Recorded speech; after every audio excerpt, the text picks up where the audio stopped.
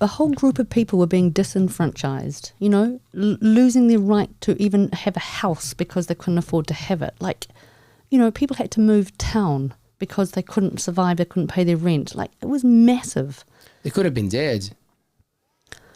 That was the thing for No, me. but I was not in too New attached. Zealand. Not in New Zealand. But still, that was the information that I was getting. I was looking around the world. I'm like, how long is it going to take for this thing to get us here? Because it's everywhere. So it's going to happen sooner or later. So that was my thing. I was like, oof, But did you not read that it was only sort of something like 98% of people, you know, actually had serious effects? I mean, that was on yeah, but it's, who's, you know. But it's still, things were changing every And day. it was massively the older age group, which I totally would be fearful if I was, you know, them as well. And who knows, I might have got vaccinated, probably not. No, I mean, I know plenty of people older who didn't get vaccinated either. I think it's just what sits right with you, you know, and the faith you have in your own body. And yeah. It's a tricky still. I think, it is still. I think it's going to take us a good amount of, like, a few years actually to digest what's going on. But if we have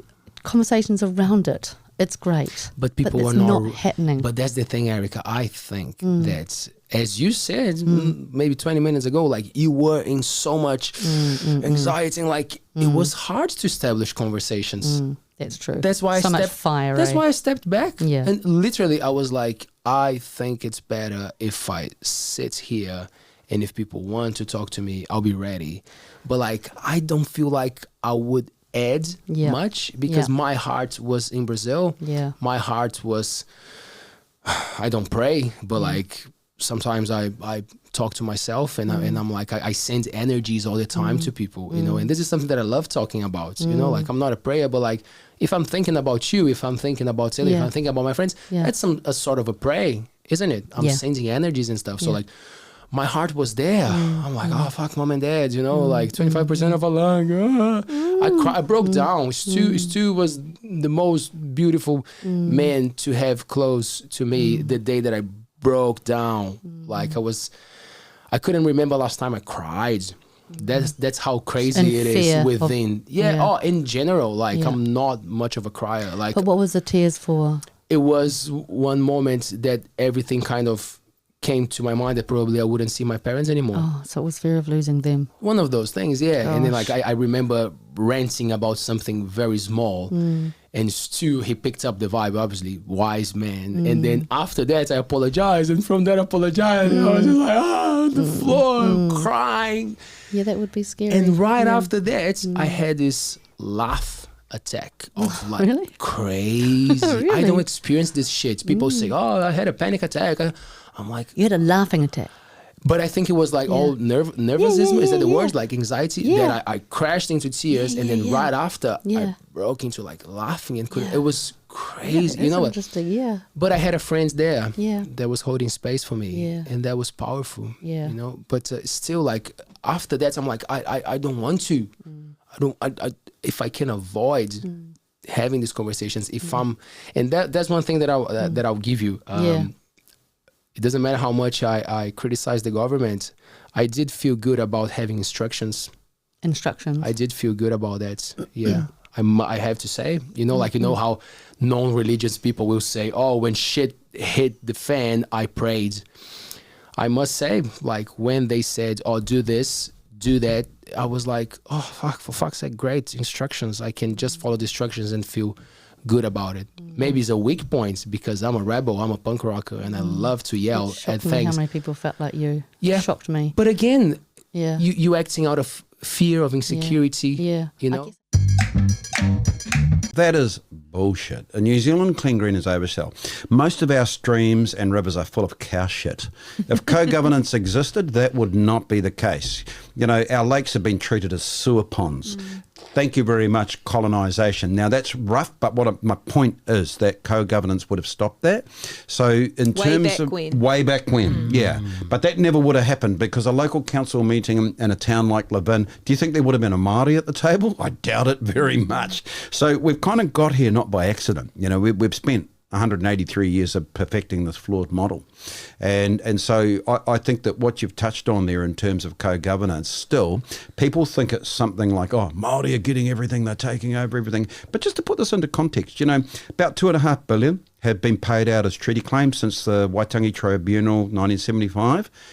Confiscated lands, if you put it on market value today, 4.2 trillion. So my message to New Zealand is you're getting a good deal, a real good deal. This is like better than beads and blankets, so let's not, but no disrespect to people, they just don't know. They don't know because... for added context on top of that is land that historically, up to 20 years ago or so, that was given back to Māori saying like, oh, okay, we're going to start giving your land back. A lot of it was like, what are they going to do with that kind of land? Like it was unproductive, wasn't economical kind of land. So it was very disingenuous, a lot of those efforts, to try and say like, well, yeah, we're going to start this process. It wasn't fair, and it was very, it was like, disingenuous, those. Okay. How would that work then? Like, yeah, so what I said about how do we make this work, and I think that chip on our shoulder that Māori do actually have to start going, well, you fellas in Wellington haven't got any bright ideas, we do have to be forthcoming. And I think that what we've seen in the last few weeks with what's going down in Wellington with Mecca crossing the floor to Māori Party, I think there's a general, I'm not supportive of the way that's being done. It's a bit ugly, but I get it. The frustration is, well, we have to do something. And I think if you truly want to be an effective Māori MP in Wellington, you're probably best off with Māori Party. It's not going to happen in national. Their constitution will not allow a Māori to be a Māori. And probably Labour the same. So we need to see places where that is the kaupapa of the party. The Green Party also have Te Tiriti as part of their constitution. Yeah. They're the only other non-Māori party that include Te Tiriti as. Well, actually, that's a really good point you bring up. It's the parties that have Te Tiriti as we will honour it, because it's all very well to say we recognise Te Tiriti, but that's like saying I can see a camera over there, right? It's not saying I'm interested in it. Right. You need those words. We will honour Te Tiriti. It's Top Party, it's Green Party, Māori Party. I think some things will work if you believe that they're going to work for you. It's kind of religious, isn't it? If you believe in the man in the sky, and if you believe that the man in the sky is going to make you a better person, well, you might become a better person because you believe in that in a way. So I'm not discrediting years of trainings and preparation. I don't know who thinks of the man in the sky, by the way. Well, some people do. But do they? I think some people strongly I believe don't think a man in the sky. I strongly believe that there's a lot of people who think that there's a bearded man in the sky dictating things, and there's a bad red guy under our feet who will poke our ass if we fuck up. And if it happens, I'm screwed because I'm not that kind. No, but people believe in that shit. I don't know anyone who believes in that shit. I know people who believe that there is a love essence that's extremely powerful. I believe in and that. And they call that God. Yeah? And and that has got a bad name through people who believe that there are people who think that there's a man in the sky. I don't know if there... Okay, maybe. But there's people who believe that there's a love essence called God, but extremely powerful because it created everything beautiful. In a sense, and that we operate much better in the loving frequency, right? Yeah. That's for sure. Yeah. Like when we feel better about the things that we're doing, everything seems to conspire. Yeah. So that's undeniable in my view. So I agree with you. Like whatever we want to call the higher force, whatever. For me, it's just the ability of us to tap into the beautiful things, the loving things, right? However, I just think too many people criticize. I know too many wonderful Christians now. Yeah. To allow people to criticize Christianity. Did it sound like I was criticizing? No, but I can if you want me to. But they sure get a hard time, And so they. I just think so. I mean, I know, just like in anything. you'll get the arseholes, you'll get the greedy ones, Yes. you'll get the everything. Yeah, everything. So, but I just know too many beautiful Christians who are striving to be the best that they can be, and they have a help, and their help is hugely helpful for them, I feel like that's the most beautiful thing about religion is Yeah. that actually get people together. Yeah. And I would never criticize or give shit to the believers, Yeah, to the but- people who are on that journey. Yeah. Because, like sometimes in life, as I said, by the moment that you stop being skeptical about things, you open a lot of doors Yeah. to things that might really help you.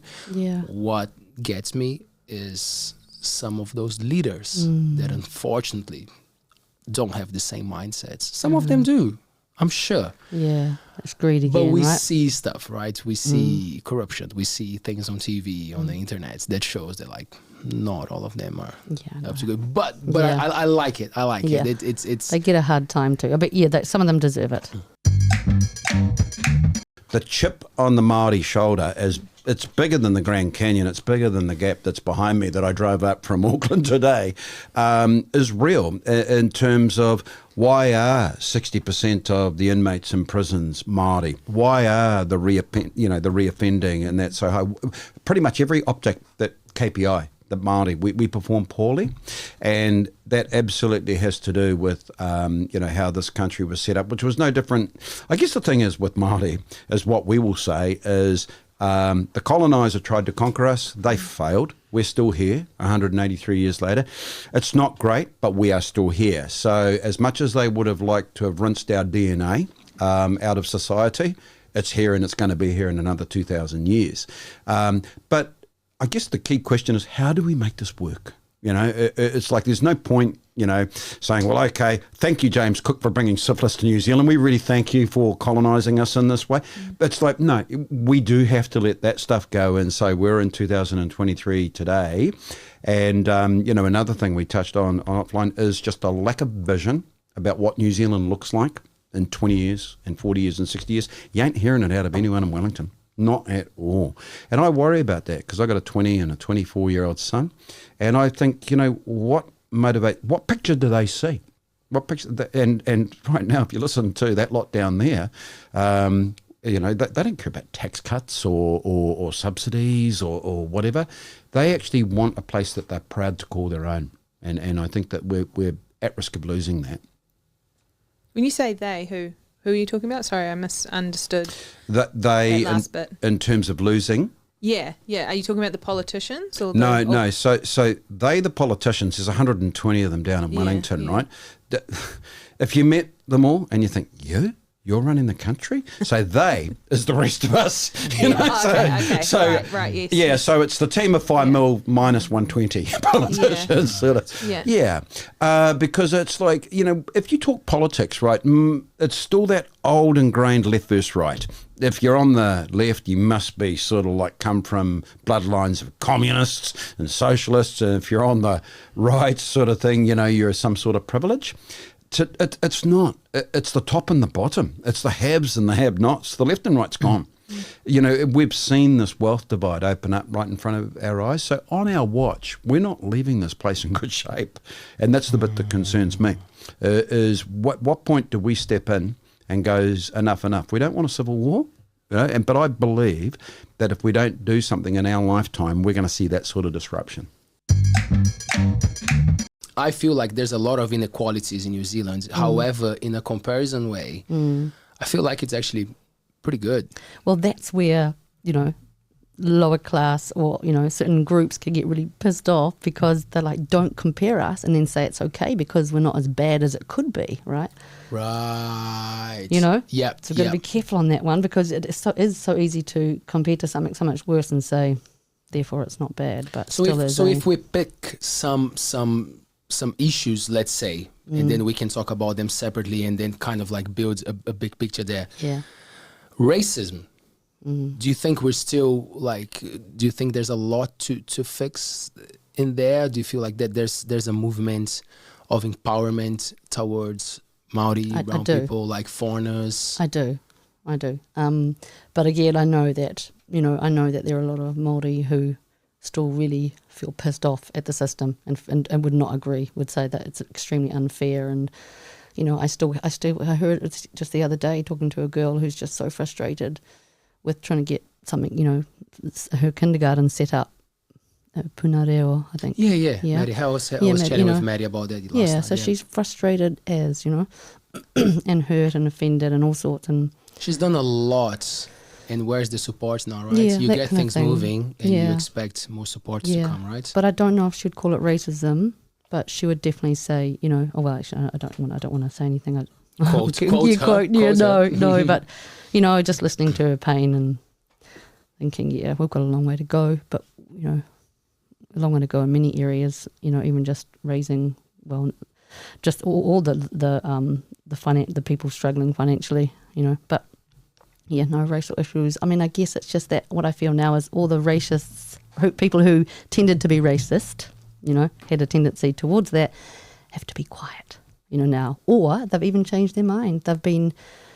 They've started to see the other side or see another way to view things or, you know, or have more appreciation for what went on, understanding, all that. I think that has happened just to, you know, but then yeah, it's like, I think it's like, you know, smoking used to be so okay, and now people get embarrassed being a smoker, you know, and they want to stop. Whether it's a Jewish community or Croatian or wherever you go, we trust our own. That's what we do. You know, it's blood.